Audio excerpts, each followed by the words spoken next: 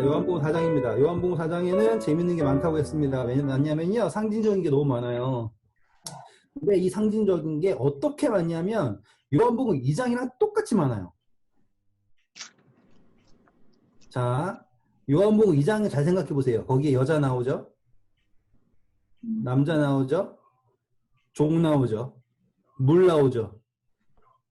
맞죠? 요한복음 2장에. 네. 예수님이 여자의 부탁을 듣고 종들 시켜가서 물 채워라. 지금 요한복음 4장도 제가 읽으셨다는 기준으로 말씀드리는 거예요. 정확하게 똑같죠? 여자 나오죠? 남자 나오죠? 물 채우란 말 나오죠? 그쵸? 네. 항아리 나오죠? 물 기르는 항아리 없다 그러고 거기에는 두새들이 정결하게 하는 항아리 나온다 그러고 그런 거 보면 야 이거는 정말로 대놓고 이거 상징하는 거다라고 말씀하고 있구나라는 게 보이셔야지 돼요. 자, 보세요. 요한복음 2장, 4장, 비교점. 첫 번째, 남자 나오고, 4장에도 남자 나오고요. 여자 나오고, 그리고 물 나오죠? 네. 물 나오죠? 항아리, 그리고 누가 나옵니까? 종, 여기는 제자. 그리고 여기에는 사람들, 여기에도 사마리아 사람들. 자, 보시면 알겠죠? 이거 사장을 제가 막 굳이 막 차트를 안 만들어도 그냥 보시면 나중에 성경을 공부하시면서 이거를 자연스럽게 보시는 걸 봐야 되는 거야. 이 안목을 가지셔야 되는 거예요. 남자, 이건 누구다? 예수님. 여자, 이건 누구다? 교회, 혹은 하나님의 백성. 이게 그냥 보이셔야 돼요. 자연스럽게. 자, 물, 같은 거겠구나. 그쵸? 항아리, 같은 거겠구나. 종. 사람들. 근데 이야기가 조금 다르죠.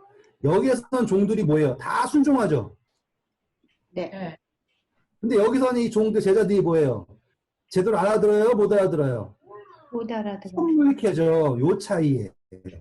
그런데 누가 그걸 대신해요? 여자가 슝해가지고 이 종이 해야 할 역할을 대신하죠. 그래가지고 물을 어디까지 채운 거예요? 정말로 자기한테 아구까지 채운 거예요. 예수님께서 주시는 물 마신 거예요. 그래가지고 그거를 달려가가지고 종들이 사람한테 준 것처럼 이 여자가 누구한테 준 거예요? 사람들한테 준 거예요. 그랬더니 사람들이 와서 생명을 얻습니다 라고 하는 똑같은 프레임이라는 게 보이시죠? 네. 전 지금 오늘 한 거 끝났다 보시면 돼요. 아, 이거구나. 이렇게 보면 되는구나 라고 이해하시면 자, 이제 여기에서 하고 싶은 이야기가 뭔지를 보는 거예요, 이제. 우리 이제 이거를 해석하는 거 끝낸 거예요. 그러면 예수님이 굳이 같은 이야기를 또 하셨을까? 그건 아니잖아요. 이제는 여기 이 이야기가 하고 싶은 것과 2장이 하고 싶은 이야기와 4장이 하고 싶은 이야기가 다르구나. 한 번만 더 할게요. 우리 지금 요한복음 4장을 하는데 4장이 요한복음 2장하고 완전히 일치합니다. 상징적으로. 그래서 2장에 남자가 등장한 것처럼 4장에도 남자가 등장하는데 이것은 모두 다 예수님을 상징하고요. 여기에도 여자가 등장하죠. 4장에도 사마리아 여인이 등장하고요. 이것은 하나님의 백성 그리고 교회를 상징하며 물, 항아리, 종, 제자들 나가셨네? 안 나가신 건가? 계신 건가? 네. 그래서 이게 다 하는데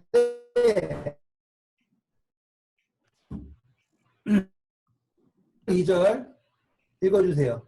4장 1절 2절. 예수께서 제자를 삼고 침례를 베푸시는 것이 요한보다 많다 하는 말을 바리새인들이 들은 줄을 주께서 아신지라. 예수께서 친히 침례를 베푸신 것이 아니요 제자들이 베푼 것이라. 네. 자, 보면 침례를 베풀었는데 누가 베풀었습니까? 제자들이 했다는 거 이해되셨죠? 그럼 예수님이 제자들을 데리고서 뭘 하셨습니까? 침례 주는 일을 하셨습니다. 다시 한번 할게요. 제자들을 데리고 뭘 하셨습니까? 밥하라 그러지 않았어요?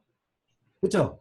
제자들한테 밥하라 그런 게 아니에요. 제자들한테 뭘 하라 그랬습니까? 침례를 주라고 했습니다. 자, 마태복음 가실게요. 마태복음 4장 12절 읽어주세요. 예수께서 요한이 잡혔음을 들으시고 갈릴리로 물러가셨다가 나사렛에 네, 감사합니다. 자, 지금 갈릴리로 언제 떠나신 거예요? 4장의 시점, 요한복음 4장의 시점이 언제입니까? 침례 요한이 잡혔어요. 그러면 뭐예요? 이제 침례 요한 잡았으니까 누구 잡으려고 그럴 거예요? 예수님 잡으려고 그랬겠죠, 당연히. 근데 지금 잡히려고 할 때 예수님이 지금 나사렛으로 올라가시는 건데 그 올라가는 시점을 누굴 통해 아시는 거예요? 예수님은요? 침례 요한을 보고 아시는 거예요. 그래서 떠나시는데 제자들을 부른 건 뭐 하러 불렀다? 침례 주려고 불렀어요. 아직까지 제자들한테 뭘 가르치지 않죠? 네. 그렇죠? 뭐 하라고 부른 거예요? 지금은 다 침례 주려고 불렀습니다. 자, 그리고서 예수님께서 3절, 4장 3절 유대를 떠나사 다시 갈릴리로 가실새 사마리아를 통과하여야 하겠는지라 라고 합니다. 사마리아를 의도적으로 가신 거죠. 자, 열왕기하 17장 24절 읽어주세요. 열왕기하 17장 24절. 위아 590페이지. 아수르 왕이 바벨론 구다와 아와와 하맛과 스발와임에서 사람을 옮겨다가 이스라엘 자손을 대신하여 사마리아 여러 성읍에 두고 그들이 사마리아를 차지하고 그 여러 성읍에 거주하니라. 네. 자, 이 사마리아 사람들은 뭐라고요? 잡족이에요, 잡족. 실질적으로 그림을 그리면 우리가 그때 제가 잠깐 그렸던 것처럼 여기 조그만 게 갈릴리 바다고 커다란 게 사해고 이렇게 생겨서 요단강이고 여기가 갈릴리 지방이고 여기가 유대 지방이고 사마리아예요. 이 사마리아를 가는데 여기에다가 다 뭘 넣냐면 이방 잡족들을 넣은 겁니다. 이 잡족들은 하나님도 믿고요. 자기 신도 믿어요. 우리 그때 잠깐 했었거든요. 하나님도 믿고 자기 신을 믿는데 이 사마리아 사람들은 뭘 얘기하냐면 자기를 인정 안 해주는 거예요. 왜? 스룹바벨이 이제 역사 이야기예요.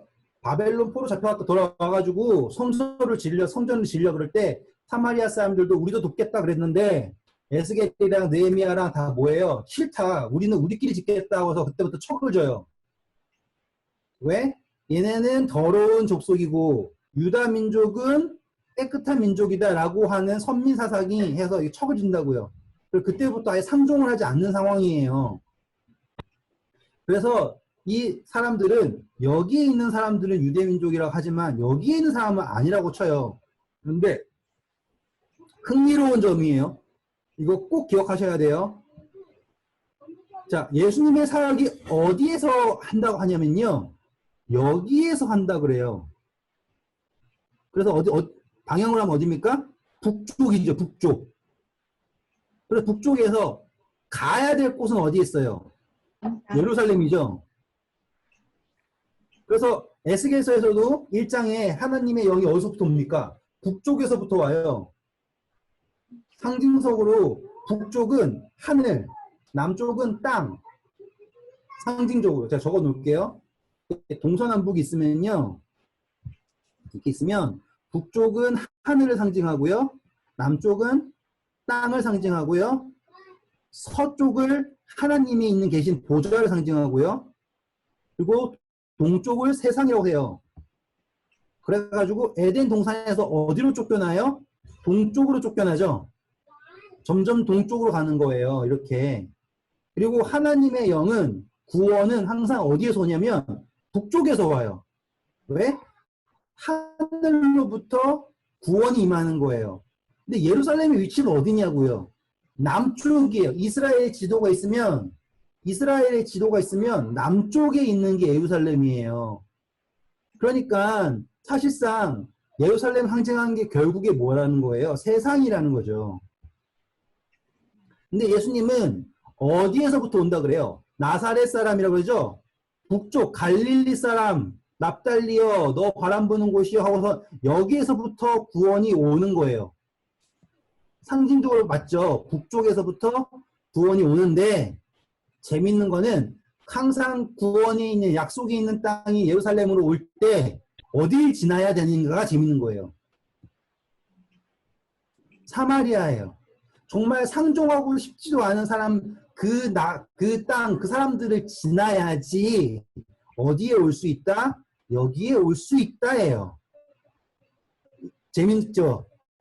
네. 그런 건 뭐예요? 우리가 복음을 왜 전해야 되냐 이거예요. 우리는 사마리아에 복음을 전해야지만 되는 거예요. 그래가지고 예수님이 사도행전에 뭐라고 합니까?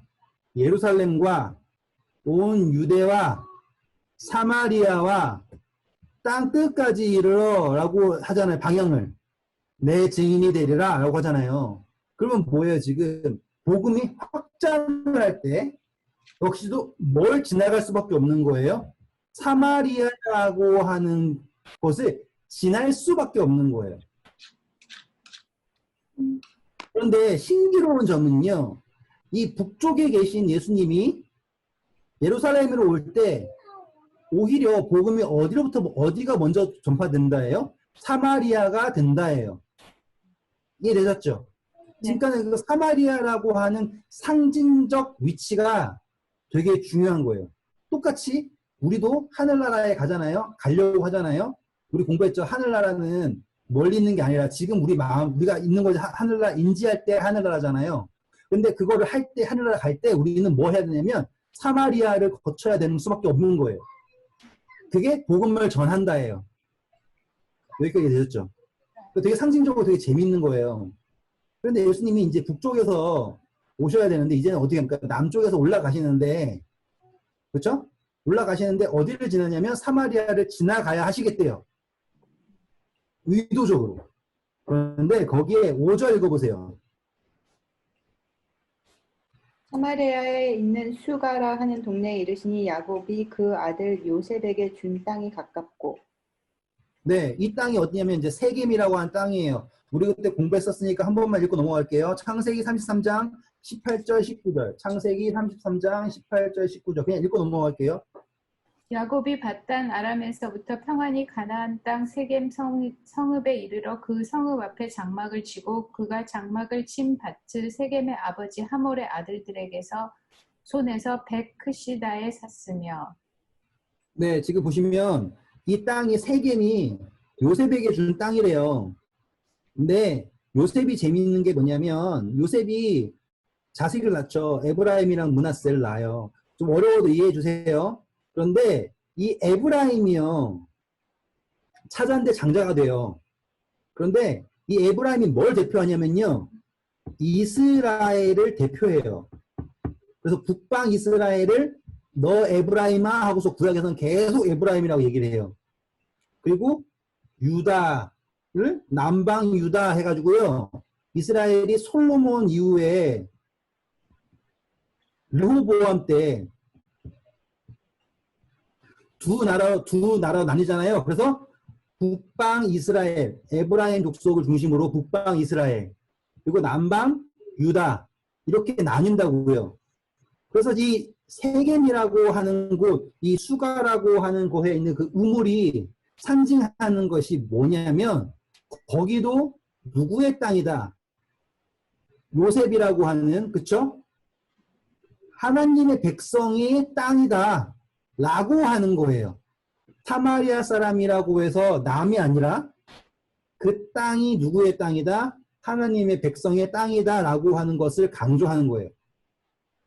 그런데 거기에 뭐가 있습니까? 우물이 있습니다.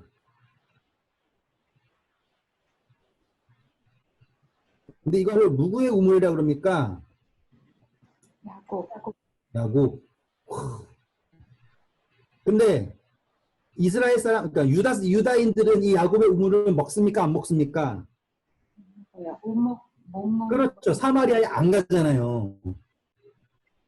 그런데 자, 이제 정확하게 그림이 보이시기 시작할 거예요. 사마리아에 있는 뭐라고 해요?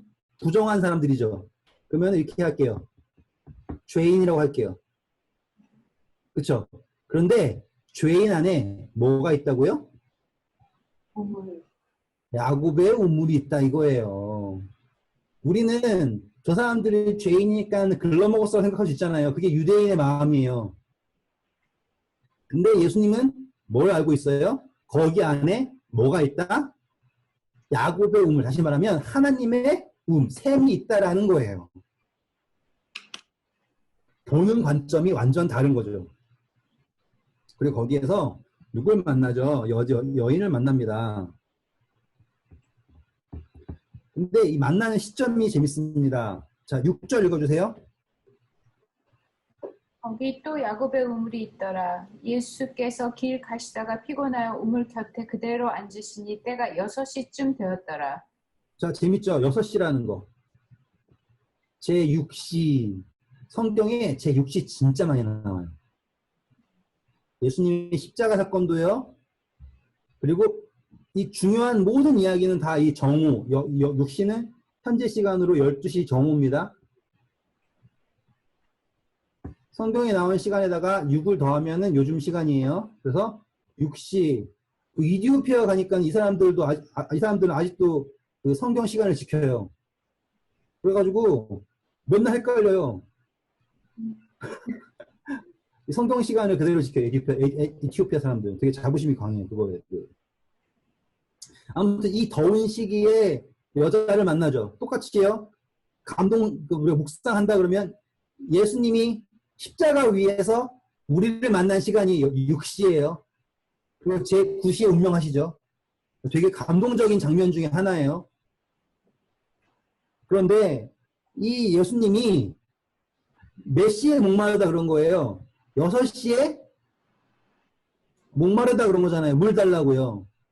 근데 마태복음 21장 18절에도 예수님이 십자가에서 뭘 하십니까? 내가 목마르다 그러죠. 네. 이 일치되는 거 보이시나요? 예수님이요. 네. 6시에 목마르다 그랬다. 예수님도 십자가에서 내가 목마르다 하셨다 이거예요. 누구한테? 여자한테.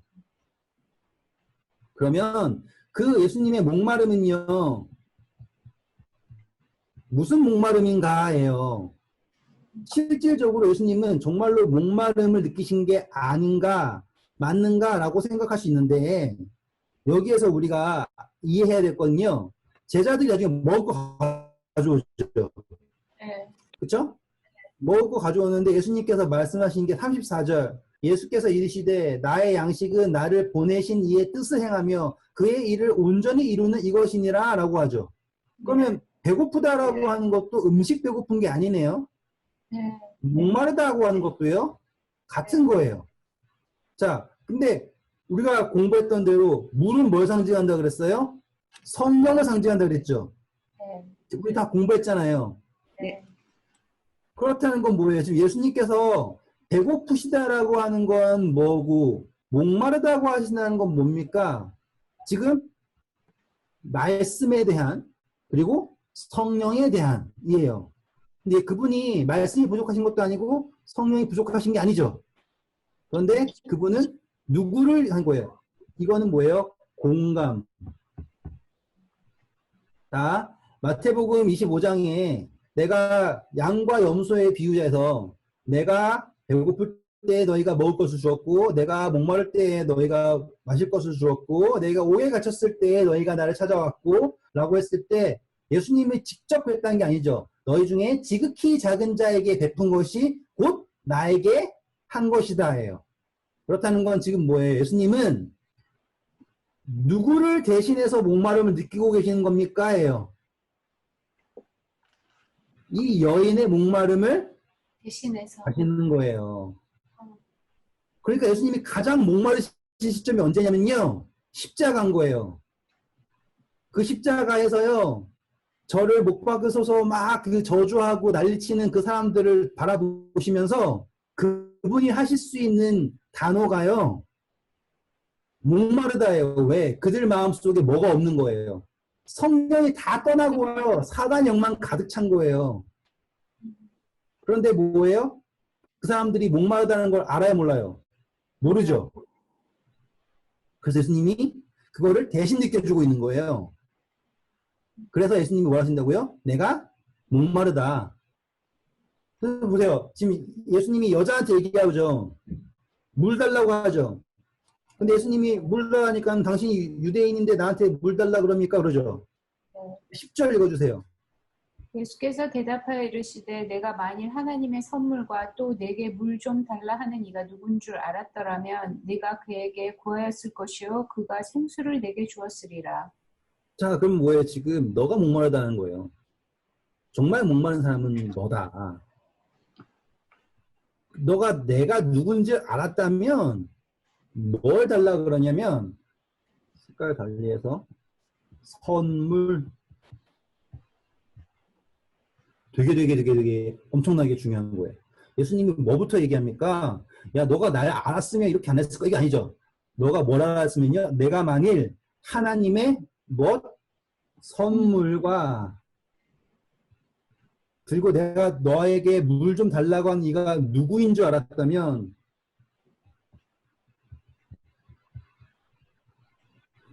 그에게 뭘 달라고 한다고요? 물. 자, 그러면은 선물은 뭐다? 성령이다라고 하는 논리가 서죠. 그리고 예수님은 뭘 줄 수 있는 사람이다? 성령. 네. 근데 그 선물은 성령은 누구로부터 선물이다? 하나님으로부터 오는 선물이다라고 하는 논리가 서죠.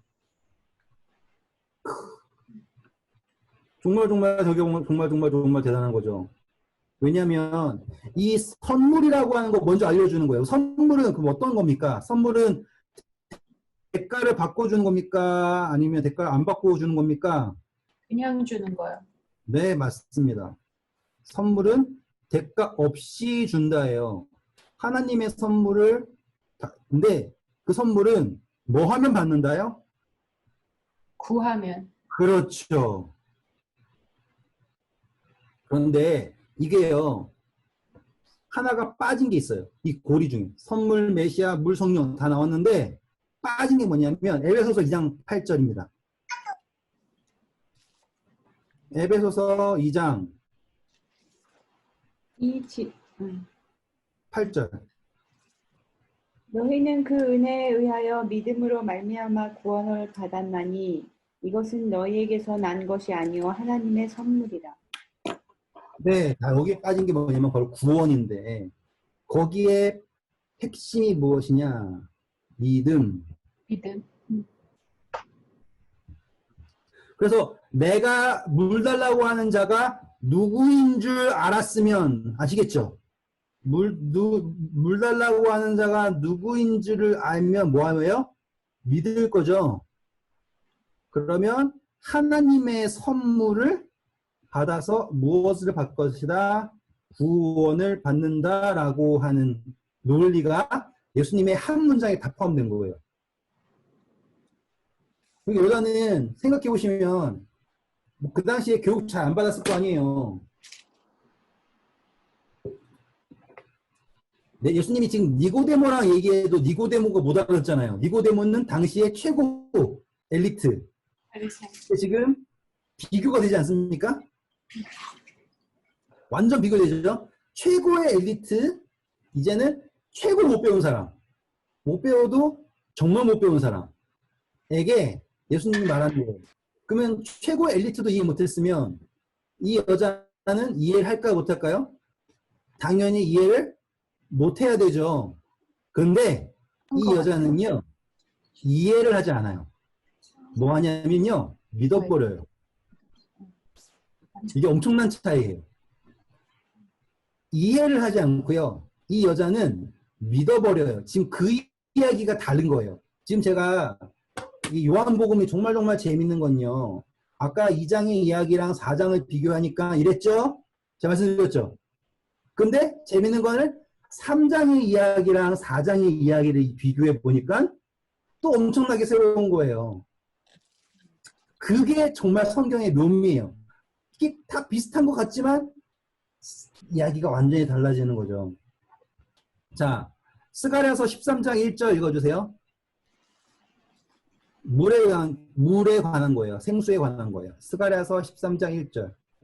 그날의 죄와 더러움을 씻는 셈이 다윗의 족속과 예루살렘 주민을 위하여 열리리라. 네, 뭡니까? 죄와 더러움을 씻는 셈이요. 엄청 의미가 크죠? 지금 이 여자는요, 어떤 상황에 있습니까? 죄책감에 살아요. 왜? 결혼을 엄청 많이 했죠. 지금 있는 남편도 자기 남편이 아니죠. 물은 새벽에 들어오는 거죠. 근데 숨어서 온 거예요. 근데 되게 재밌는 건요. 자, 이제 제 이야기를 잘 생각해 보세요. 이 정오라고 하는 게요. 가장 빛이 많은 시기죠. 네. 그러네. 그렇죠? 그런데 우리 요한복음에서의 핵심이 뭔지 아세요? 사람이 자기 행위가 악함으로 빛으로 오지 않고 어둠에 간다죠. 그게 요한복음 3장에 나온 이야기잖아요. 예수님은 언제 돌아가셨어요? 가장 빛이 많은 시기예요. 이 사람들은 빛이 싫어가지고 다 새벽에 물 들어가죠. 근데 이 여인은 언제 온 거예요? 가장 빛이 많을 때 빛으로 나온 거예요. 이게 상징적으로 되게 재밌는 거죠. 뭐 해야 정상인데? 숨어야 정상인데 오히려 그녀의 부끄러움이 그녀로 하여금 가장 밝은 시간으로 나오게 된 거예요. 그래서 그 밝은 데에서 누굴 만납니까? 예수님을 만나는 거죠. 그리고 이 여인은 죄라고 하는 부끄러움을 가지고 있죠. 근데 예수님이 뭘 준대요? 마르지 않는 생명을 준대잖아요. 그 셈이 뭐예요? 죄와 더러움을 씻어내는 샘물을 주신대요. 뭘로 준답니까? 선물로 주신대요. 그럼 이 이야기가 설명하는 게 보이시죠? 가장 밝은 때 예수님께 나아갔다. 그래서 그분께 뭘 받는다? 선물을 받는다.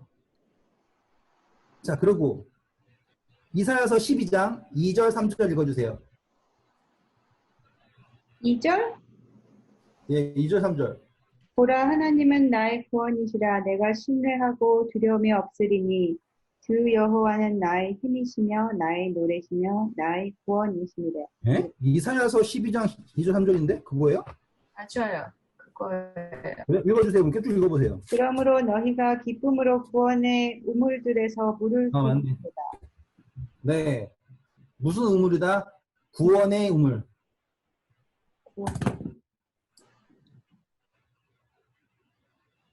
그런데 재밌는 게요. 이 구원의 우물이 어디에 있냐 이거예요. 예수님은 뭐라고 한다고요? 내가 주는 물을 마시면 자 14절 읽어주세요. 13절 14절 요한복음 4장 13절 14절 읽어주세요. 예수께서 대답하여 이르시되 이 물을 마시는 자마다 다시 목마르려니와 내가 주는 물을 마시는 자는 영원히 목마르지 아니하리니 내가 주는 물은 그 속에서 영생하도록 솟아나는 샘물이 되리라. 네, 구원의 샘물을 어디서 찾습니까 이제? 우리 안에 속에서. 있다는 거예요. 자, 이제 상징적인 건 다 찾았어요. 그렇죠? 우리가 남자, 여자 다 알고 쫙 해서 이제 상징적인 모든 거 의미를 다 찾았어요. 근데 그 결론이 무엇이냐요, 이제. 여기 보시면 여인이랑 얘기하는 걸 보잖아요. 니고데모랑 얘기한 건 똑같아요. 동문서답이에요. 자, 비교해 보겠습니다. 예수님이 물 달라 그랬죠? 네. 근데 여자가 나 왜 물 달라 그래요? 사마리아니까 상종하지 않잖아요. 하니까 예수님이 뭐라 그래요? 너가 하나님의 선물과 너에게 물 달라고 한 사람 누군 줄 알았다면 너가 나한테 우리 물 달라 해야 된다라고 하죠. 완전히 동문서답이에요. 그랬더니 여자가 뭐라 그럽니까? 11절 그릇도 없는데 그러면 보세요. 이게 똑같지 않습니까? 니고데모가 뭐라 그래요? 사람이 어찌 엄마 뱃속에 들어가서 다시 나오겠습니까? 똑같죠? 흐름이.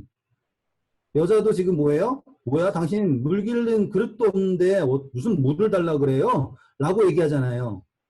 그런 건 뭐예요, 지금? 아까 니고데모가 얘기할 때 예수님은 표면적인 걸 얘기하셨어요? 아니면 그 사람의 중심을 보고 말씀하신 거예요? 중심을 보고. 사람의 그렇죠. 그러면 지금 예수님도 지금 여자의 중심을 보고서 말씀하고 있다라는 걸 알고서 얘기하셔야 돼요. 근데 여자는 계속 그 핀트를 못 맞추고 있죠, 계속. 근데 예수님이 계속 말하시면서 뭐 하는 거예요? 여자를 그 포인트로 데리고 오고 계시는 거죠. 네. 그리고 여자가 12절 보여요. 야곱이 우물 마셨고 짐승 다 마셨는데 당신이 야곱보다 큽니까? 라고 하면서 약간 비꼬듯이 얘기를 했어요. 그런데 우리가 방금 읽었죠? 예수께서 대답하여 이르시되 이 물을 마시는 자마다 다시 말하면 목마른다 그러죠. 자, 볼게요. 우리가 아까 얘기했던 것처럼 이렇게 사마리아 사람들은 죄인이죠. 그렇죠? 그런데 죄인에도 뭐가 있다? 하나님의 우물이 있다예요. 야곱의 우물. 그런데 여기에 나오는 이 물은요. 뭐냐면 다시 목말라요. 그런데 뭘 하면요. 예수님이 주는 물을 마시면 여기에 뭐가 생기냐면 샘이 생겨서 다시는 목마르지 않는다라고 말하고 있죠. 지금 그 이야기를 예수님께 하시는 거예요. 근데 보세요. 14절.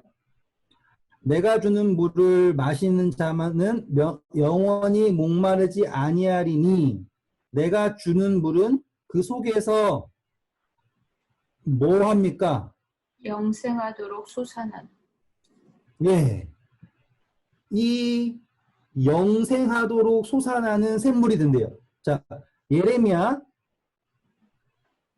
죄송합니다. 레위기 11장 36절 보세요.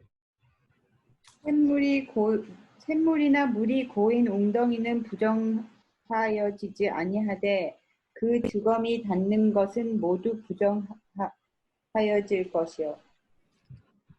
네, 이거예요. 샘물의 의미 뭐예요? 절대로 부정해지지 않습니다. 예수님은 깨끗한 물 주고 마시는 분이 아니에요.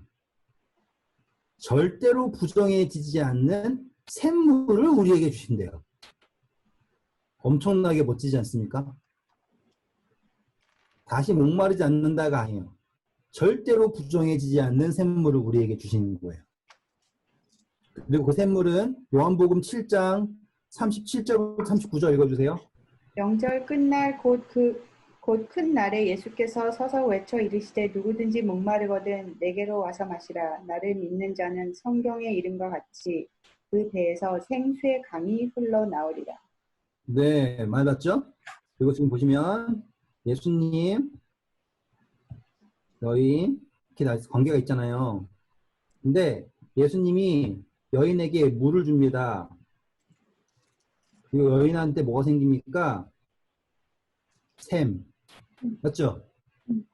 예수님이 여인에게 물을 줘서 여인이 그걸 받아서 샘을 받는데 마르지 않는 거죠. 자, 우리 그때 아가서 공부 잠깐 했죠. 아가서 4장 15절 읽어보세요. 그럼 딱 이해가 돼요, 이제. 아가서 4장 15절. 그러면 너는 관계가 딱 동산의 이해. 샘이요 생수의 우물이요 레바논에서 흐르는 시내로구나.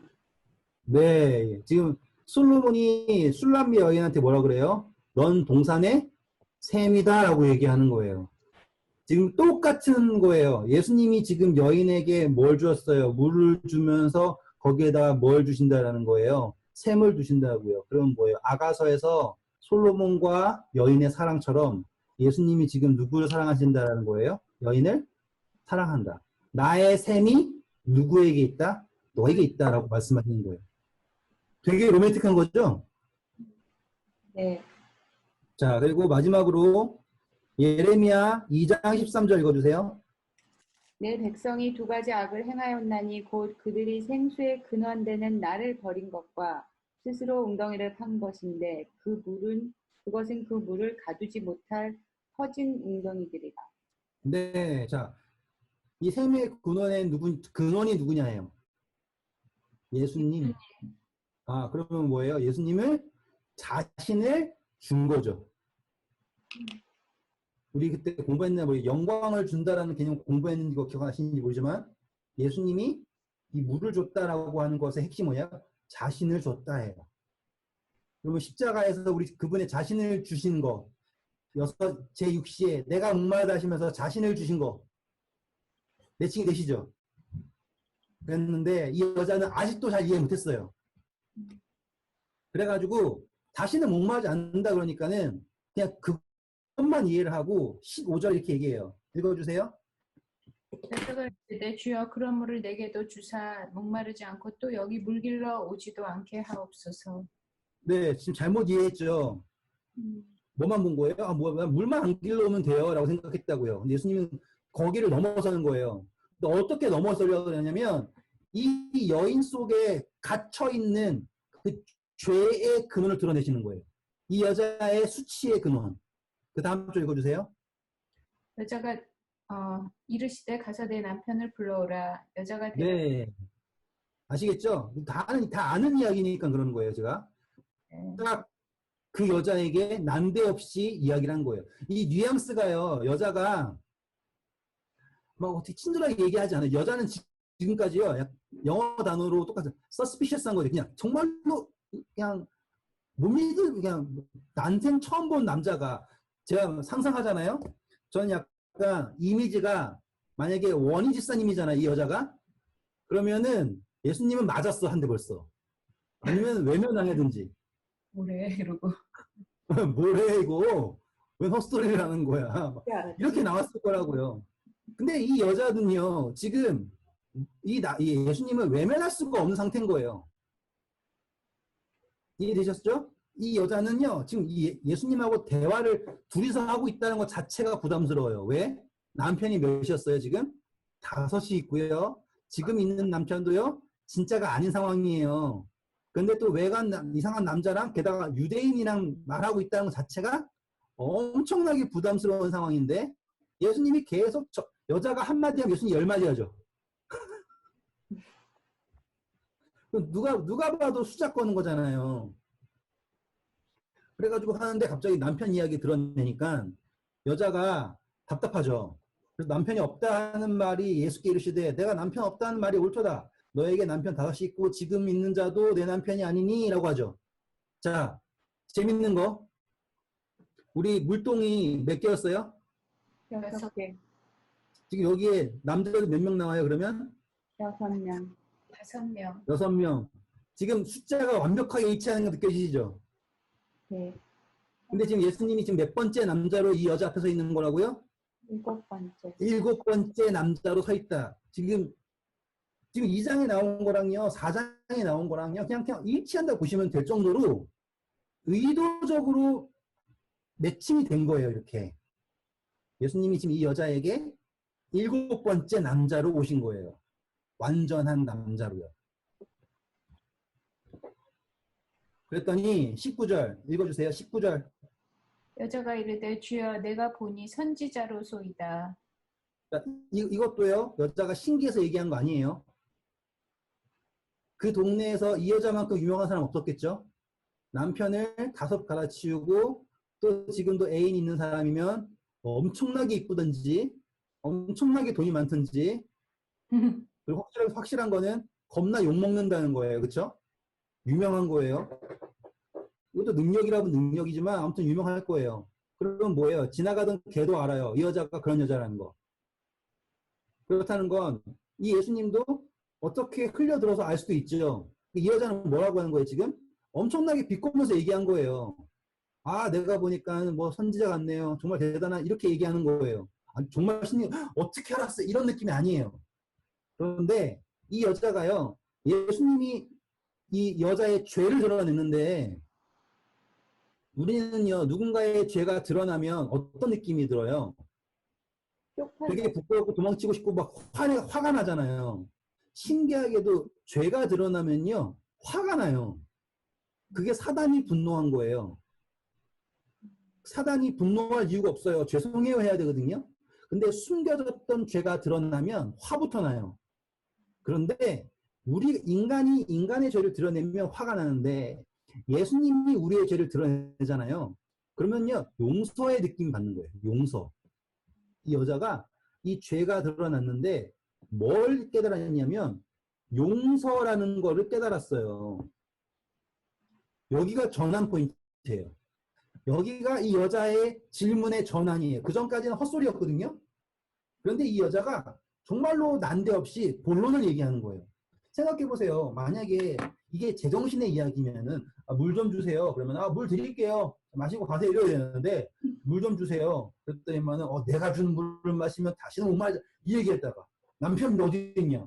완전 이건 무슨 말도 안 되는 대화잖아요. 그런데 이 여자가 드디어 뭘 경험한 거예요? 예수님께서 계속 집요하게 이 여자를 끌고 온 게 뭐예요? 용서. 죄와 더러움을 씻는 셈. 그거를 그 여자가 경험을 한 거예요.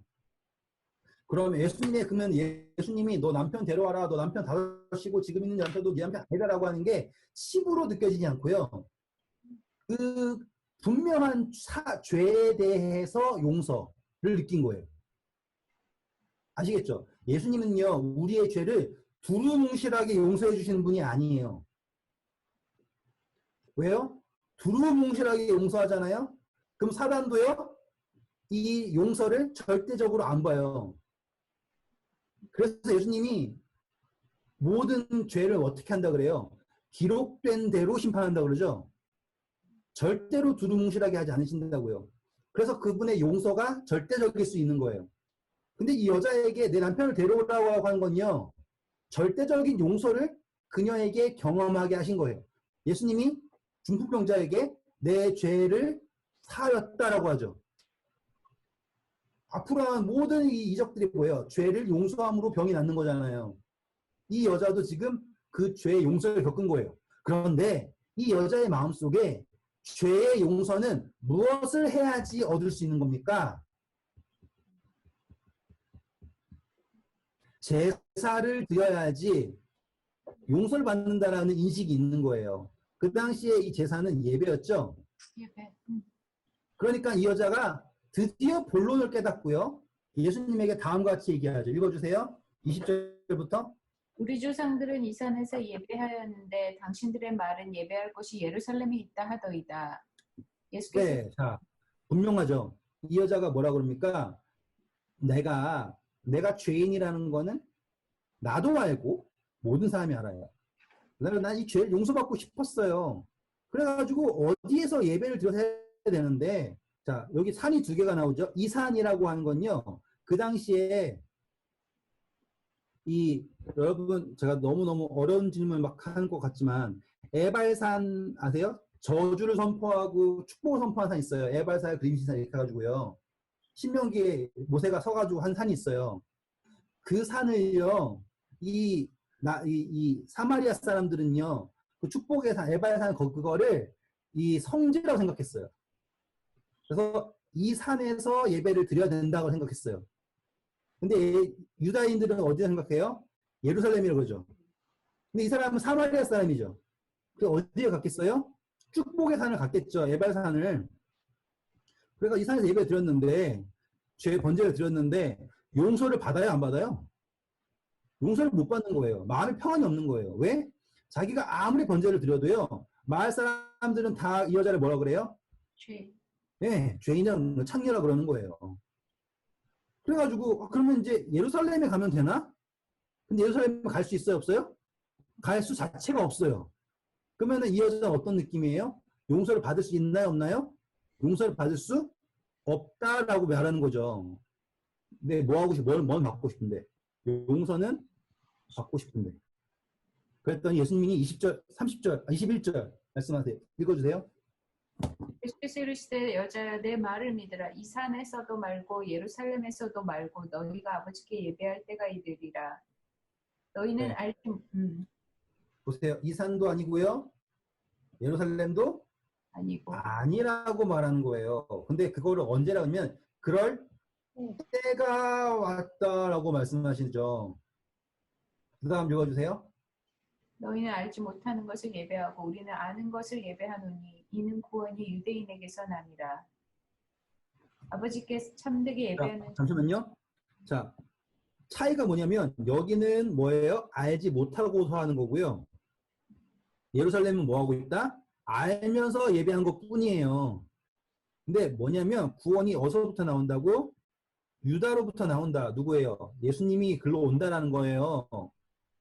그런데 그 다음 아버지께 참되게 예배하는 자들은 영과 진리로 예배할 때가 오나니 곧 이때라.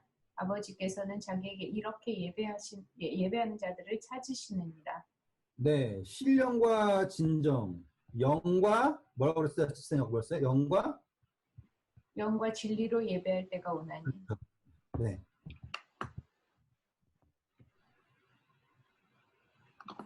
이 예배가 달라지는 거예요. 어떤 예배? 영과 진리, 신령과 진정으로 예배할 때가 온다라고 하는 거예요. 그걸 때라고 얘기하죠. 네. 그런데 재밌는 거는 누가 찾는데요? 하나님. 아버지께서 재밌는 거예요. 찾는다예요.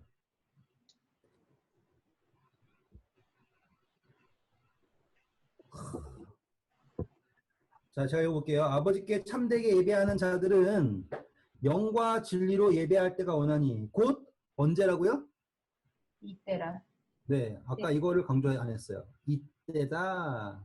지금. 그러면 뭐예요? 그때가 이미 오나니 곧 이때라 라고 하죠. 그럼 그 앞에 누가 있는 거예요? 여자 앞에? 예수님. 예수님이 있는 거예요. 그리고 아버지께서는 영과 진리로 예배하는 자를 뭐 한대요? 찾으신다. 찾는다. 예수님이 사마리아 땅으로 지나가야 하겠다라고 하셨죠. 네. 여인이 찾아왔어요. 예수님이 찾아왔어요. 예수님. 네. 와. 정말 멋지지 않아요? 예수님이 누굴 찾아온 거예요? 영과 진리로 예배하고자 하는 여자를. 죄인을 찾아오신 거예요. 와. 너무너무 감동적이죠. 그러니까 이 여자가 감동받은 거예요. 하나님은 영이시니 예배하는 자가 영과 진리로 예배할지니라 딱 얘기하니까 여자가 감동받아요. 그러면서 그 여자가 정말 못 배운 여자잖아요. 그렇죠? 그런데 답을 이제 이 예수님이랑 여자가 동문서답하다가 이제 쫙 만난 거예요. 이렇게. 여기가 교차점이에요. 딱. 그래서는 이제 여자가 올바른 얘기를 하죠. 다음 절 읽어주세요. 25절 읽어주세요. 여자가 이르되 메시아 곧 그리스도라 하는 이가 오실 줄을 내가 아노니 그가 오시면 모든 것을 우리에게 알려주시리라. 네, 자, 이 여자는 뭐라고 그러는 거예요? 메시아. 다시 말하면 그리스도가 오면 내가 용서받았다라는 거 알려줄 거 아니냐. 라고 얘기한 거예요. 그럼 이 여자는 지금 뭐예요? 어디까지 자라나 있는 거예요? 지금 이 나무, 이 달툼에서 뭐 올냐 그거에 싸우고 있는 게 아니죠. 그거를 넘어선 거예요, 이 여자는요, 지금. 다른 사람들이 그 여자를 죄인이라고 하는 건 달라진 게 없지만 그 여자가 정말 신령과 진정으로 하나님의 용서를 구하고 예배하고자 했을 때 그 여자 속에 어느 단계까지 성장이 있었냐면 이거는 누가 와야 된다? 메시아. 그리스도가 와야지 알려지는 거다. 그렇게까지 갔다고요. 그러면서 그녀는 어떻게 예비했어요? 영과 진정으로요. 진리로 하나님을 찾았던 거예요. 그랬더니 하나님이 이 여자를 찾을 수밖에 없죠. 예수님이 그래서 찾아오신 거예요. 사마리아로 지나가야만 하겠습니다. 라고 한 거예요. 그리고 언제예요? 그 12시에 굳이 거기에서 계신 거예요. 너무 감동적이잖아요. 26절. 진짜 이건 감동이다. 예수께서 이르시되 내게 말하는 내가 그라 하시니라. 와, 진짜 감동적이잖아요. 이 여자가 그토록 기다리던 사람이 누구예요? 메시아 그리스도. 그가 와야지 내가 자유로워진다. 라는 거 알고서 그렇게 목매어 기다렸잖아요. 근데 예수님이 내가 지금 말하는 내가 그다. 딱 나야. 딱 이랬을 때 그 여자야 느꼈을 감동. 진짜로 소름 돋았을 것 같아요. 막 이거는 근데 이게요. 막 생판 모르다가 그게 아니에요. 이 여자는 벌써 뭘 경험한 거예요? 용서를 경험했어요. 그런데 그 용서를 경험하고 그게 확정받는 게 예수님이 누구인지를 깨달았을 때잖아요. 저는요, 이거를 묵상할 때마다 뭐 이게 상징적으로 막 이게 뭡니다, 이거 뭡니다. 다 푸는 건요, 누구나 할 수 있어요. 왜냐면 좀만 하면 돼요, 그거는. 근데 그 이야기 속에 내가 들어가서요, 내가 살아 있어서 그 사마리아 여인으로서 예수님 만나잖아요. 그거는 이제 막, 그거는 쉽게 할 수 있는 게 아니에요. 근데요, 그걸 경험하잖아요. 그러면 이 사마리아 여인의 감정이 느껴져요. 왜냐면 이 사마리아 여인은 아니까요. 저는 거기로 초대하고 싶어요. 이 여자가요, 정말로 갈급했을 거 아니에요. 예수님이 내게 말하는 그가 바로 나다라고 했을 때 그 여자의 감동. 그리고 그 감동이 있었을 이유는 뭐예요? 용서를 경험했기 때문에 감동인 거예요. 만약에 이 여자가 용서를 경험하지 않았잖아요. 용서를 구하지 않았잖아요. 그러면 바리새인처럼 되는 거예요. 바리새인은 뭐예요? 용서를 구하지 않죠. 그러면 예수님이 나타나면 뭐가 드러나요? 빛으로 오는 자마다 그의 행위가 드러나죠. 그래서 그 행위가 악함으로 어둠을 더 사랑한다. 요한복음 3장에 나온 논리. 니고데모의 이야기 아시겠죠? 근데 이 여자는 빛으로 나온 거예요. 왜? 그 행위가 악하잖아요. 하지만 그 행위가 뭐였어요? 용서받았죠. 그러면 그 용서받은 행위는 뭐예요? 빛으로 드러나요. 그래서 이 여자가 물동이를 버려두고 자기의 악우까지 뭘로 채웠어요? 예수님이 은혜로 채웠죠. 그쵸? 영을 받았어요. 그게 피가 된 거예요, 이 사람은. 그쵸? 그리고 달려가죠. 그리고 하는 얘기가 뭐예요? 자기의 행위를 드러내죠. 와서 내가 행한 모든 것을 말한 이 사람을 보라. 이는 메시아가 아니냐라고 얘기하는 거예요. 그러면 이 여자는 자기가 한 행동을 자랑하는 거예요? 아니면 그녀가 받은 용서를 자랑하는 겁니까? 용서를 자랑하는 거예요. 똑같은 거예요. 행위 때문에 숨고요. 행위 때문에 빛으로 나오는 거예요. 그런데 그게 하나님의 뜻 안에서 그 용서라고 하는 거에서 할 때는요. 아무리 악한 행위라도요. 빛으로 나타나는 거예요.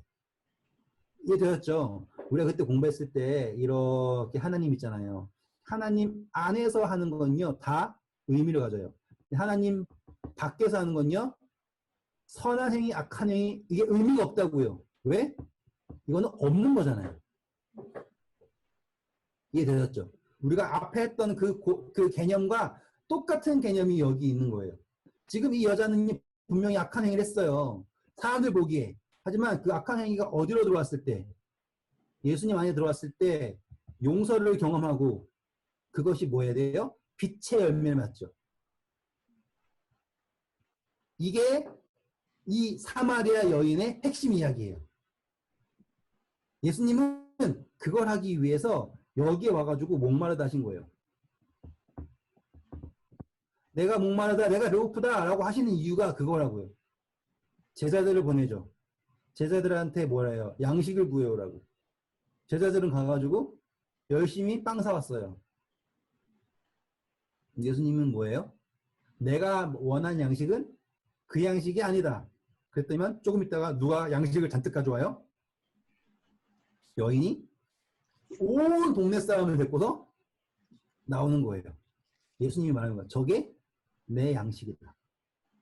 지금 이 2장, 3장, 4장 이야기가 점점 깊어지는 게 느껴지십니까? 네. 이거를요, 옆에서 보고 있는 제자들은 행복하겠죠. 솔직히 말하면. 근데 그게 아니에요. 옆에 있는 제자들은 죽을 맛이에요. 왜? 자기가 제일 싫어하는 게 누구예요? 사마리아 사람이죠. 따지고 보면 웃겨요. 지금 제일 선한 사람들은 제사장, 바리새인, 사두개인 막 이렇게 있잖아요. 이 상위 그룹. 이 제자들은 다 뭐예요? 제일 하위 그룹들이죠. 근데 이 하위 그룹들이 누굴 더 싫어해요? 사마리아인은 너네 안 된다 그러잖아요. 이건 뭐 말도 안 되는 행위인데 이 사람들은 지금 사마리아 여인 만나기 싫고 빨리 떠나고 싶은데 이 여자가 자 데리고 와가지고는 예수님이랑 대화하고 있는 것도 웃긴 데다가 사람들 엄청 끌고 와가지고 예수님이 거기에 며칠 더 유하세요? 이틀. 네, 더 유하시죠. 그러면 잘 생각해 보세요. 제자들에게 어떤 시련이 왔는지. 예수님이요, 복음을 전하시고요, 그냥 가셨을까요?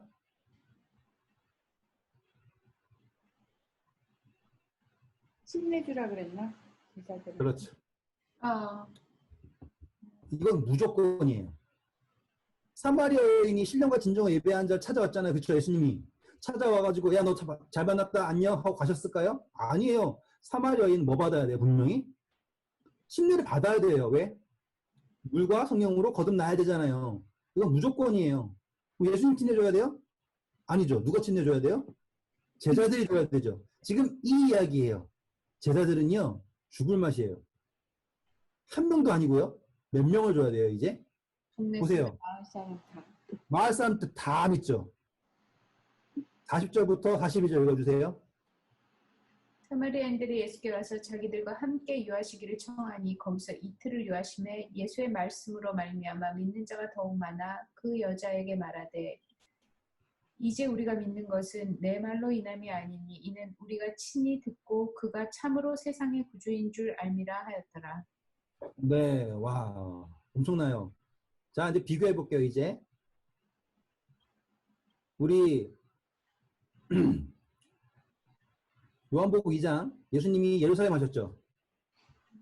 예루살렘 가셨을 때, 사마리아 갔을 때, 예루살렘 사람들은 예수님을 믿었죠? 뭘 보고 믿었어요? 있죠. 말씀. 차이 보이십니까? 네. 보세요. 2장, 몇 절이에요? 23절. 6월절에 예수께서 예루살렘에 계시니 많은 사람이 그의 행사하는 표적을 보고 그의 이름을 믿었으나 라고 나오죠. 네. 유대인들 예루살렘을 뭐 보고 믿어요? 이적 보고 믿었어요. 하지만 요한복음 4장 42절은 그 사람들은 뭘 보고 믿어요? 말씀을 듣고 믿어요. 차이가 분명히 드러나죠. 그러면 이 제자들은 이 둘을 보았을 때 누가 더 신기한 거예요? 누가 더 합당한 거예요? 사마리아인이 더 합당하죠. 근데 제자들은 여전히 뭐예요? 누가 더 합당한 생각해요? 얘네가 더 합당한 생각하다고요. 예수님이 뭐 하는 거예요 지금? 자, 이 사람들이 믿었어요. 메시아를 믿었죠. 개인의 구주 영접했죠. 회개했죠. 그렇죠? 그러면 당연히 뭐 해야 돼요? 침례. 제자들은 여기에서 아주 죽어나가는 거예요. 이게 눈이 가려졌죠. 힘든 거예요. 근데 예수님이 이걸 뭐라고 설명하시냐면 35절, 36절 읽어주세요. 너희는 넉 달이 지나 추수할 때가 이르겠다 하지 아니하냐. 그러나 이게 뭐예요? 사마리아 사람들은 절대로 안 될 거예요. 근데 읽어주세요. 이르노니 너희 눈을 들어 밭을 보라 희어져 추수하게 되었도다. 이게 거두는 자 되었죠. 사마리아는 안 될 거예요. 이건 말도 안 돼요. 근데 뭐 예수님이 뭐라 그래요? 아니, 이건 완전히 익어서 완전히 추수할 때가 된 거거든? 라고 말하는 거예요.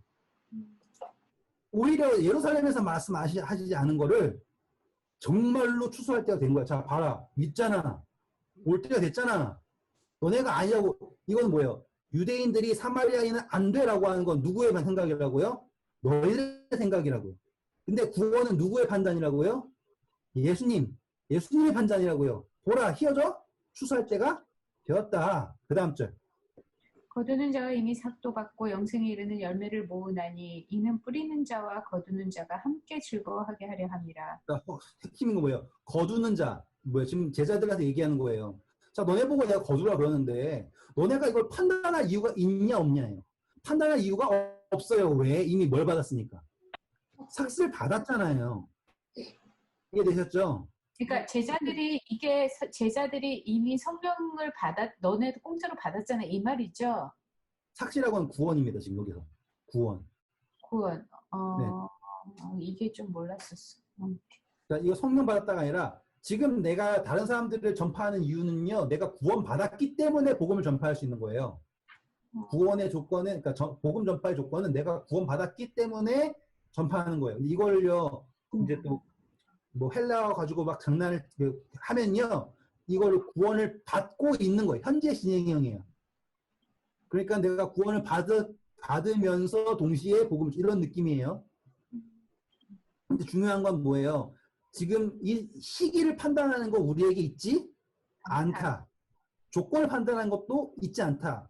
누가 생각합니다. 예수님이 봐라. 희어져 추수할 때가 되었다. 그런데 그러면 지금 이 사람은요. 뭐만 하면 되는 거예요? 기쁨에 동참하면 되는 거예요. 즐거워. 네. 38절. 내가 너희로 노력하지 아니한 것을 거두러 보내었노니 다른 사람들은 노력하였고 너희는 그들의 노력한 것에 참여하였느니라. 자, 지금 사마리아인들이 준비 안 됐다고 막 판단하잖아요. 근데 너희들이 사마리아인들을 위해서 노력한 게 있어 없어? 아무것도 노력하지 않았는데 뭐만 하고 있어요? 판단만 하고 있어요. 그게 아니라고요. 예수님께서요. 직접 일하셨잖아요. 그렇죠? 성령의 감동으로 다 준비하셨잖아요. 그렇죠? 그런데 우리 보고 하라는 건 뭐예요? 판단하지 말고 추수하라 이거예요. 그러면 뭐에 참여하라? 기쁨에 참여하라. 자, 2장과 비교해 볼게요. 가나의 혼인잔치. 종들이 이거 무리라고 판단합니까? 아니요. 안 하죠. 요걸 비교하시는 거예요. 이거를 보시는 거예요. 2장에서의 종들은 판단하지 않아요. 뭐밖에 안 해요? 순종했어요. 똑같아요. 제자들도 뭐 해야 돼요? 판단하면 안 돼요. 뭐 해야 돼요? 순종해야 되는 거예요. 4장의 이야기가 되게 깊다라는 게 느껴지시죠? 네. 그러니까 이게 모든 것들을요, 이렇게 다 이렇게 쫙 포괄하면서 예수님께서 제자들을 키우고 있다는 거 느껴지십니까? 네. 네. 그걸 느끼셔야 돼요. 옆에 보고 있는 제자를. 그러니까 지금 우리는 그냥 글로써 이게 읽고 있잖아요. 근데 잘 생각해 보세요. 그때 예수님의 표정, 그 상황, 그 모든 걸 직접 목도하고 피부로 느낀 사람들이, 그러니까 결국에 깨달은 건요, 엄청날 거 아닙니까? 우리가 부모님의 사랑을 나중에서야 깨닫지만, 그 깨닫는 건 정말 완전히 깨닫잖아요. 왜? 우리는 그 피부로 느꼈으니까. 제자들이 느꼈을 거를 전 너무너무 궁금해요. 내가 만약에 그 제자 중 한 명이어서 예수님을 따라다녔다면 나는 과연 어떤 걸 봤을까, 어떤 걸 너무너무 궁금하다고요. 저는 그걸 묵상하려고 엄청나게 노력을 해요. 근데 제가 딱 보니까 말씀으로 제가 그 상황을 묵상을 해도 이게 너무 감동이에요. 이게 점점 이렇게 친절하게 점점 키워주시고 있어요. 계속 이렇게. 키워주시면서 구원의 핵심 뭐예요? 판단하고 이렇다 저렇다 하는 게 아니라 노력하지 않은 것을 뭐예요? 순종함으로 그 기쁨에 참여하면 된다. 그리고 그 이틀 동안 제자들은 연락에 침례를 줬겠죠. 근데 과연 그들이 그 기쁨을 참여했을까요? 못했다예요. 나중에 엄청 후회했겠죠. 그리고 나서는 이제 이 여섯 사람들이 거기에서의 일을 마치고 이틀 동안 지내다가 이제 다시 올라갑니다. 우리가 목요일 날 만나면 그 이야기를 할 거예요. 그게 43절부터에 나오는 이야기예요. 오늘 한 거요. 이제 주무시기 전에 꼭 2장, 3장, 4장을 다시 한번 쭉 읽어보시고 이게 이렇게 되네? 이게 이렇게 되는 거네? 그걸 딱 보세요. 그러면 되게 신기해요. 이게 꼭 맞아요. 그리고 점점 가르침의 깊이가 깊어진다는 게 보이실 거예요. 좋은 밤 되시고요. 질문 하나 있어요. 네, 하세요. 그 38절에 다른 사람들은 노력하였고 너희는 그들이 노력하는 참여했는데 그 다른 사람들은 누구예요? 이게 다른 사람들이라고 하는 거는요, 판단을요, 뭐 천사다라고 하는 것도 있고요, 성령 할 수 있어요. 근데 여기에서의 판단은요, 이 사람들은 사마리아인이라고 하는 거에 대해서 아예 노력을 아예 안 했죠. 네. 그런데 이 사람들에게 명령하신 건 뭐예요? 추수하라고 한 거예요. 네. 그래서 이 다른 사람들이라고 하는 건요, 불특정이에요.